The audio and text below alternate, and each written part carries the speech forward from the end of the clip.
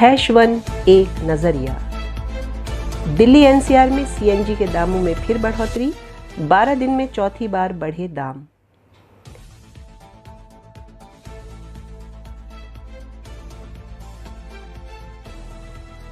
भारत में आज क्वाड देशों की अहम बैठक, विदेश मंत्रियों की बैठक में होर्मुज जैसे मुद्दों पर होगी बात।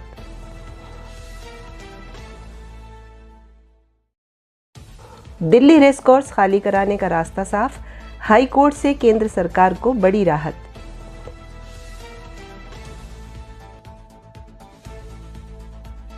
डीआरडीओ रेजिडेंशियल कॉम्प्लेक्स में लाखों की चोरी, महिला वैज्ञानिक के घर से जेवर समेत अन्य कीमती सामान साफ।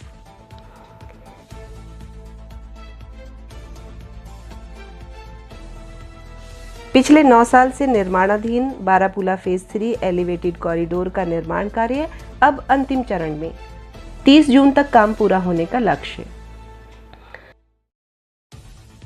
दिल्ली सरकार द्वारा भीषण गर्मी से जनता को राहत दिलाने के लिए दिल्ली के 13 जिलों में बनाए गए हैं कूलिंग जोन।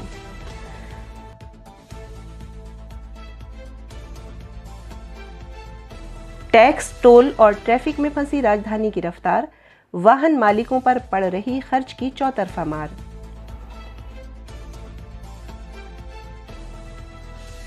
ईद उल अजहा यानी बकरीद से पहले गाजीपुर मंडी में बढ़ी रौनक, दूर दराज के राज्यों से पहुंचे व्यापारी, खरीदारों की भी उमड़ी भीड़।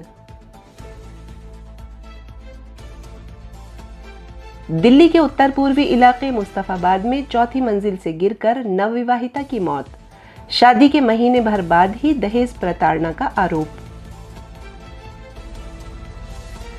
दिल्ली यूनिवर्सिटी में ईद उल अजहा यानी बकरीद की छुट्टी में परीक्षा करवाने को लेकर छिड़ा घमासान, दिल्ली हाई कोर्ट में याचिका दायर।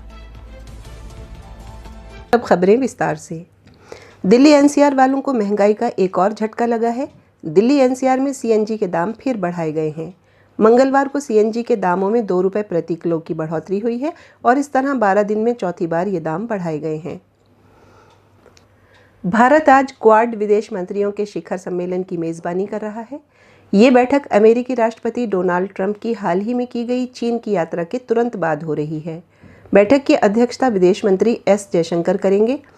अमेरिकी विदेश मंत्री मार्को रूबियो की भारत यात्रा का आज चौथा दिन है। इस मीटिंग के बाद वो अमेरिका के लिए रवाना हो जाएंगे। इस बैठक में होर्मुज जैसे मुद्दों पर चर्चा की जाएगी। दिल्ली हाई कोर्ट की डिवीजन बेंच ने एकल जज के फैसले को पलटते हुए दिल्ली रेसकोर्स क्लब की जमीन को खाली कराने की प्रक्रिया पर लगी रोक हटा दी है। ये जमीन प्रधानमंत्री आवास के पास 53 एकड़ में फैली हुई है। केंद्र सरकार का दावा है कि रेसकोर्स की लीज 1994 में खत्म हो चुकी है। सिंगल जज ने पहले रेसकोर्स की बेदखली की कार्रवाई के खिलाफ अंतरिम रोक दे रखी थी। अब चीफ जस्टिस देवेंद्र कुमार उपाध्याय और जस्टिस तेजस कारिया की खंडपीठ ने उस रोक को पूरी तरह हटा दिया है।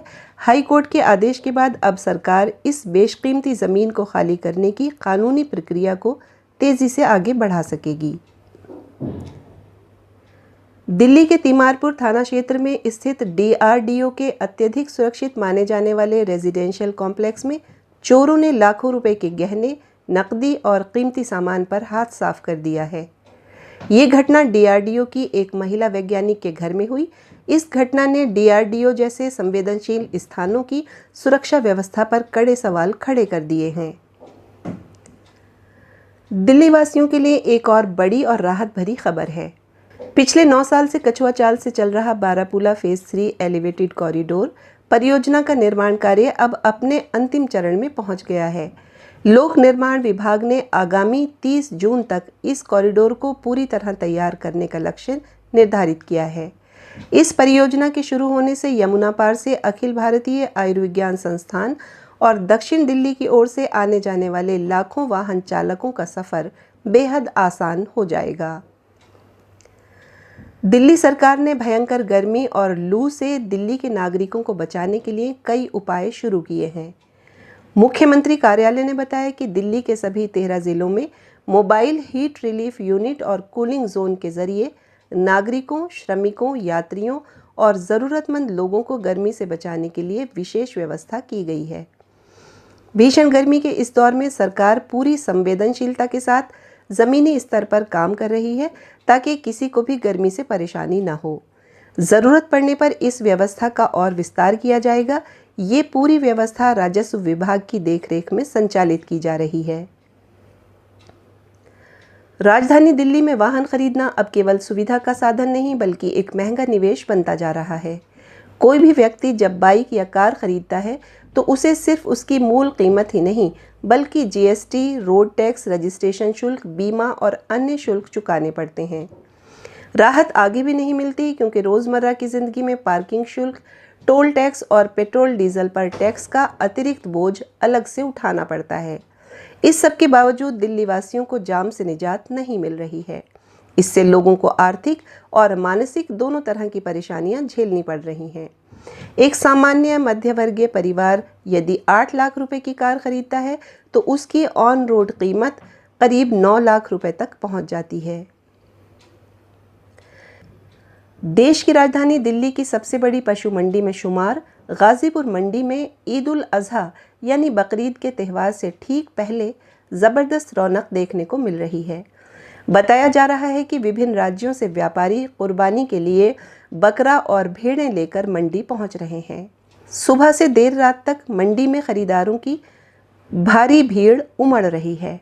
राजस्थान, उत्तर प्रदेश, हरियाणा, पंजाब से दिल्ली आए व्यापारियों ने मंडी में अपने जानवरों को आकर्षक तरीके से सजा रखा है। व्यापारियों का कहना है कि इस बार अच्छी नस्ल के जानवरों की मांग और कीमत दोनों ही बढ़ी हैं। मंडी में आए विभिन्न राज्यों के व्यापारियों ने बताया कि वे हर साल इस खास त्योहार पर दिल्ली की इस सबसे बड़ी मंडी में अपने पशु बेचने आते हैं। कहते हैं कि प्यार एक ऐसा जज्बा है जिसमें प्रेम, अपनापन, त्याग, समर्पण जैसी बहुत सारी भावनाएं एक साथ मिल जाती हैं। पर समय के साथ साथ शायद ये परिभाषा पीछे छूट रही है और इस बात को साबित करती है पूर्वोत्तर दिल्ली के मुस्तफाबाद में घटी एक घटना। 1 महीना पहले ही लव मैरिज करने वाली एक युवती की संदिग्ध परिस्थितियों में 4 मंजिला इमारत से गिरकर मौत हो गई। लड़की के परिवार ने विवाह के कुछ समय बाद से दहेज की मांग और मानसिक प्रताड़ना के आरोप लगाए हैं। घटना के बाद पुलिस ने जांच शुरू कर दी है और पूरे मामले के विभिन्न पहलुओं की पड़ताल की जा रही है। पूरे देश में ईद उल अजहा यानी बकरीद का त्यौहार 28 मई को मनाया जा रहा है और इस दिन सार्वजनिक अवकाश है। ऐसे में छुट्टी के दिन दिल्ली विश्वविद्यालय द्वारा परीक्षा आयोजित करने को लेकर दिल्ली विश्वविद्यालय के कानून के 6ठे सेमेस्टर के एक छात्र ने यूनिवर्सिटी के फैसले को चुनौती देते हुए दिल्ली हाई कोर्ट में एक याचिका दायर की है। याचिका में तर्क दिया गया है कि ये अनुच्छेद 14, 21, 25 और 29 के तहत मुस्लिम छात्रों के धार्मिक अधिकारों का उल्लंघन है। और एक खबर ये भी, आज 26 मई है और उर्दू के जाने माने शायर शफीक जौनपुरी की सालगिरह है। शफीक जौनपुरी, जिनका असली नाम वलीउद्दीन सिद्दीकी था, वो 26 मई 1902 को जौनपुर उत्तर प्रदेश में पैदा हुए थे। उन्होंने अपनी गज़ल और नज़मों में पारंपरिक शास्त्रीय शैली को आधुनिक सामाजिक और राजनीतिक मुद्दों के साथ बेहद खूबसूरती से पिरोया था।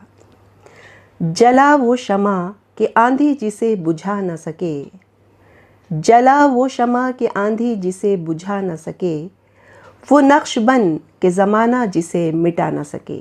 और इस खूबसूरत से शेर के साथ आपसे विदा लेती हूँ।